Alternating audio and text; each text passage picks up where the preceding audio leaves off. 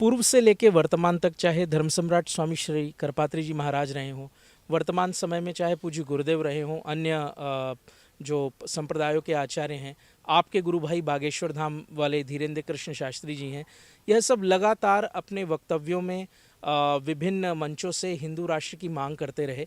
धीरेन्द्र कृष्ण शास्त्री और वर्तमान जो जगत गुरु जी हैं, ये तो बिल्कुल खुले मंचों से कई बार कह चुके हैं। हिंदू राष्ट्र होने में जो समस्या जो दूसरे वर्गों को आ रही है वो ये फैलाया जा रहा है, जो ये कि बाकी सबको निकाल दिया जाएगा। ये हिंदू राष्ट्र का कॉन्सेप्ट है क्या? सरल शब्दों में अगर कोई समझना चाहे आपके माध्यम से कि हिंदू राष्ट्र आया तो फिर उसके बाद क्या होगा अन्य वर्गों का, तो इसका निराकरण महाराज जी कैसे किया जाए? जब राम राज्य आया था, नहीं दरिद्र को दुखी न दीना, न कोई दरिद्र था, न कोई दुखी था, न कोई दीन था, सब सुखी थे राम राज्य में।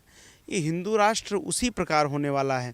आज आप देखिए, पाकिस्तान जो इस्लामिक कंट्री बन चुका है, पाकिस्तान में क्या हम हमला करने जा रहे हैं या कोई और जा रहा है? कोई नहीं जा रहा है, वो आपस में लड़के मर रहे हैं। लोग कहते हैं कि भारत में लोग जातिगत विभाजित हैं। मैं तो कहता हूँ भारत में मंदिर तो नहीं बटे आज तक। मंदिर तो सबके, आज राम मंदिर बन रहा है, उसमें विभिन्न वर्गों का, पूरे देश का समावेश है। कर्नाटक से कुछ आ रहा है, तमिलनाडु से कुछ आ रहा है, उत्तर प्रदेश से कुछ आ रहा है, छत्तीसगढ़ से, ननिहाल की ओर से अक्षत आ रहा है। तो इस प्रकार पूरे देश ने जुड़ कर के राष्ट्र मंदिर, राम मंदिर का निर्माण किया है। लेकिन आज आप पाकिस्तान की परिस्थितियों को देखिए, शिया सुन्नी आपस में लड़ रहे हैं, कभी वो उनके मस्जिदों पर आक्रमण कर रहे हैं, तो ये कभी उनके स्कूलों पर, मदरसों पर आक्रमण कर रहे हैं।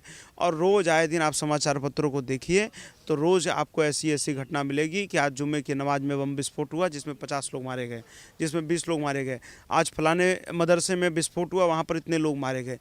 तो मुझे लगता है कि हिंदू राष्ट्र ये सारी समस्याओं का समाधान है, किसी को भगाया नहीं जाएगा। लेकिन आज जो छल पूर्वक हमारे हिंदू भाइयों का धर्मांतरण किया जा रहा है, लोभ लालच में, वो बेहद भोले लोग हैं, वनवासी, गिरिवासी, आदिवासी जो लोग हैं, उनको प्रलोभन दे दे करके उनका धर्मांतरण कराया जा रहा है, बलात् उनकी बेटियों का हरण किया जा रहा है। इन सब समस्याओं का समाधान हो जाएगा। हिंदू राष्ट्र से किसी को भगाया नहीं जाएगा। हिंदू तो हमेशा से सर्वसमावेशी रहा है।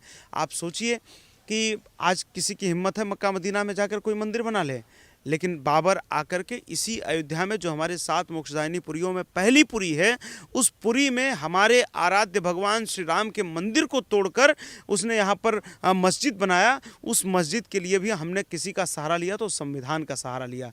हम चाहते तो ना जाने कभी यहाँ मंदिर बन जाता, लेकिन हम न्यायालय गए, जो विधिवत प्रक्रिया थी उस प्रक्रिया को हमने, आज बताइए ना, आज हमें लगता है कि वर्तमान के अगर हम 1000-2000 वर्षों को देखें तो इतना बड़ा संघर्ष किसी स्थान के लिए नहीं हुआ कि ये सबसे बड़ा आंदोलन बनकर निकलेगा।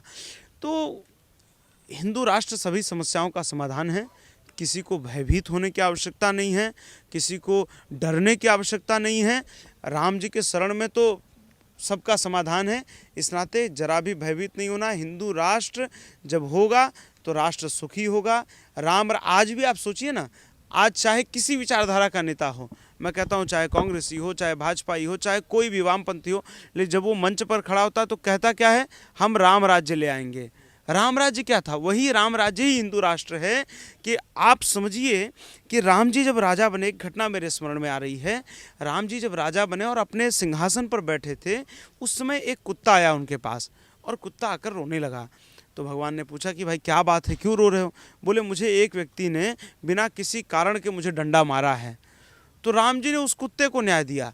आज आप समझिए कि अदालतों में लोग मर जा रहे हैं, तब तक मुकदमा उनका लग नहीं रहा है।